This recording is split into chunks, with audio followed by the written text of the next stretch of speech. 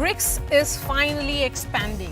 This was announced today on the final day of the summit in South Africa. It has invited 6 countries to be its full-time member. India welcomed the move, saying it's also a message to other institutions to change with the times. Is BRICS emerging as the voice of the global South? And is India the real driver? I'm going to take that question to the panelists. But before that, some piece of breaking news that has just come in that Prime Minister Narendra Modi and China's Xi Jinping met on the BRICS sidelines. In fact, Foreign Secretary has said that Prime Minister and Xi have agreed on de-escalation of the ongoing border talks. Let's listen in. In a conversation with President Xi Jinping of China, Prime Minister highlighted India's concerns on the unresolved issues along the LAC in the western sector of the India-China border areas. Prime Minister underlined that the maintenance of peace and tranquility in the border areas and observing and respecting the LAC are essential for the normalization of the India-China relationship. In this regard, the two leaders agreed to direct their relevant officials to intensify efforts at expeditious disengagement and de-escalation. And I'm going to go straight to Johannesburg, where Thuso Khumalo is joining us live. Thuso, what are the big takeaways? I mean, how are the papers and the media in South Africa reporting about the BRICS summit? Descriptions of this year's BRICS summit has been described by a lot of people as a success and a groundbreaking meeting. You'd know that issues that have been agreed here, especially the expansion of BRICS, it has been welcome. You speak to foreign media, to local media, you speak to analysts, they are saying BRICS has charted new ways that have not been charted by other institutions that have been there, because in that group of 6, there are African countries, there are countries from the South, and so people are saying it is a time that all other groupings across the world learn from the BRICS. And also the issue of the BRICS currency, which President Ramaphosa, when he addressed the meeting, and other leaders of the BRICS, they said they have tasked their ministers of finance and the central bank governors to go and look into their issues, into that issue, to see how local currencies can be used and what kind of financial systems can be put in place so that trade becomes easy within BRICS. The other issue that was agreed and given further to ministers to go and look at is the issue of those countries who wanted to join BRICS. They are going to look into that, but meanwhile, they'll work as friends of BRICS and cooperate fully with the institution. All right. Thank you so much for your time. Let me bring in my guests now. Navdeep Singh Suri is former High Commissioner of India to Australia. Vikramjit Singh is Member of Parliament of Rajya Sabha, former Council of the Republic of South Africa in India. We also have Professor Harsh Pant, Vice President at Observer Research Foundation. I'm going to begin with you, Ambassador Suri. The Prime Minister announced induction of Argentina, Egypt, Iran, Saudi Arabia, Ethiopia and UAE into this BRICS bloc. What do you make of it? Is this an attempt to strengthen bilateral ties or democratize these grouping, or perhaps offer a template to the world to make world institutions or groupings more inclusive, with certainly an eye on the UNSC, which Prime Minister Narendra Modi has been talking about for a long time? I think the Prime Minister certainly dropped a hint that there was a message in this to UNSC for a reform. But the demand for expansion of BRICS had been around for quite some time. It's been the subject of intense negotiation and discussion at the official level, at the ministerial level. I think the fact that several of our friends were keen to join the grouping meant that we had to go along with their request. I'm happy that coincidentally 2 of the countries where I served as ambassador, which are Egypt and UAE, are amongst the 6 that have been included into the expanded BRICS. We have exceptionally close ties with them, and I think our concern was that if you're going to expand BRICS, it shouldn't bring in countries that accentuate the tilt towards China. As it is, this is a forum that China tries to dominate. It isn't always able to, because BRICS charter follows a consensus-driven process. So if everybody agrees, only then decisions can be taken. But I think our concern was that this shouldn't become another way to pack the BRICS forum with friends of China. The fact that we've got several friends of India, very staunch friends of India in the expanded BRICS grouping is a matter of comfort for us. And, you know, Vikramjit, India in the past has played host to African nations and has offered collaboration across a wide range of issues. Is this a concerted attempt to check China's debt trap diplomacy and emerge as an alternate power center, one would say, who is trying to, or perhaps willing to, deal with these resource-rich African nations as equals? Yes, Maria, you're so right. I think the expansion of BRICS from 5, like Brazil, Russia, India, China, South Africa, including these 6 more countries from Africa, Ethiopia, Saudi Arabia, UAE, and especially, you know, Iran. So I agree that definitely India, they are Indian friends, and it is a very broad-based, a balanced approach. For example, you see the Iran has been also included in the BRICS, and UAE, United Arab Emirates, as the economic development. And it will definitely check, to answer your question, the China's growing influence in the African countries, where the BRICS nations will be now engaged for the food security, for the more arable land, and the BRICS Development Bank, which is new National Development Bank, it has to play a proactive role. But just a word of caution, Mariaji, I think the earlier BRICS was very large economies and high potential growth, but now the 11 countries are less cohesive. Some are on crisis, some are thriving. So there is a signal of expansion, but I don't think it will be restricted to trade. But one appreciable thing which India have been able to bring along is that all the BRICS leaders have expressed concerns about ongoing conflicts.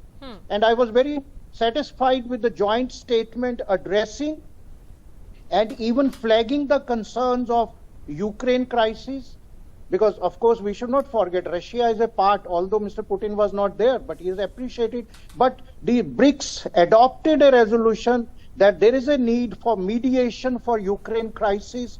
Also, they have flagged Iranian nuclear deal, because we all know Iran is under US sanctions. So I think this is a new powerful group emerging, not only for trade, but it will have definitely a political connotations, and it will strengthen multilateralism, United Nations, General Assembly, United Nations, Security Council. Okay, Professor Pant, you know, we have often spoken of foreign policy in terms of doctrine, but Prime Minister Narendra Modi clearly has stayed away from all these labels, and he has insisted on a multipolar world which prioritizes India's self-interest ahead of others. We saw that during negotiations involving Russia and Ukraine. How do you see this departure from established norms, and what could be the likely implications for India in the short and medium term? Maria, I'm much as I'm optimistic I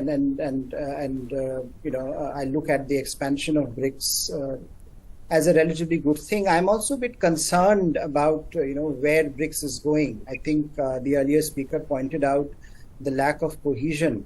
The lack of cohesion was equally evident within 5 members, and now that lack of cohesion gets multiplied by a factor of 6. Because now you have 6 countries, entering this platform, which will make this a pretty unwieldy platform, if I may say so.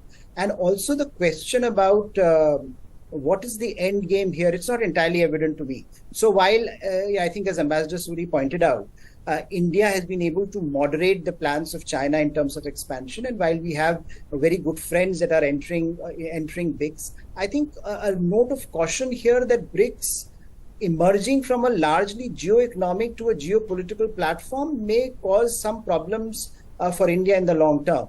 But as you said, in terms of how India envisions its role today, it wants to be part of multiple groupings where it is at the decision-making level. And I think a sense of pragmatism dictates that we continue to engage with BRICS as a platform, which is quite huge and quite dominant in various ways. And if you look at the numbers of global economy or population-wise, but I think the larger issue which will confront India, which India will have to tackle very carefully, is where is this going, and what are the plans here for bringing new members? Because we are told that this is just the first tranche of countries coming into BRICS. There'll be many more rounds of expansion perhaps being planned. Now, India, one of the primary demands that India had made was that we be clear about the technicalities of expansion. We need to have clear parameters as to which countries are coming in and on what grounds.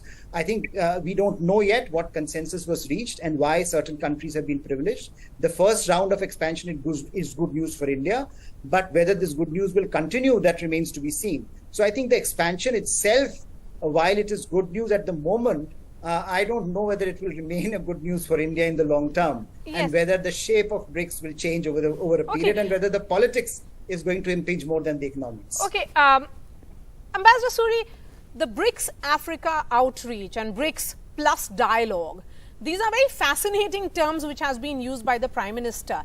Dissect this for our viewers. Is India now playing for the big stakes? I think what the South Africans did quite smartly was use their presidency of BRICS to put a focus on Africa and invite all of the African heads of state and government to Johannesburg. For us, it is an opportunity to engage with a very large group of leaders from across the African continent. And I think what Prime Minister Modi was able to do in his address to them was tell them that India is trying to be the voice of Africa, the voice of the global South during its presidency of G20. He was able to underline all of the various things that we are doing in Africa, with Africa, as partners of Africa, whether it is scholarships or power projects or IT centers of excellence or technology parks or all of that. So he was able to use that platform to make really a major statement to the African leaders. And I think that's a big positive for us, because in any case, we have been planning to host the next India-Africa Forum Summit, which is due, whether it gets held in India or in an African country. But this was a good opportunity for India to address the African leaders who had been invited by South Africa, let's understand. And interestingly, the Prime Minister spoke about the shared history and legacies as well. Professor Pant, are you seeing these global groupings perhaps an attempt to undo the West's hegemony and shift the power balance to East?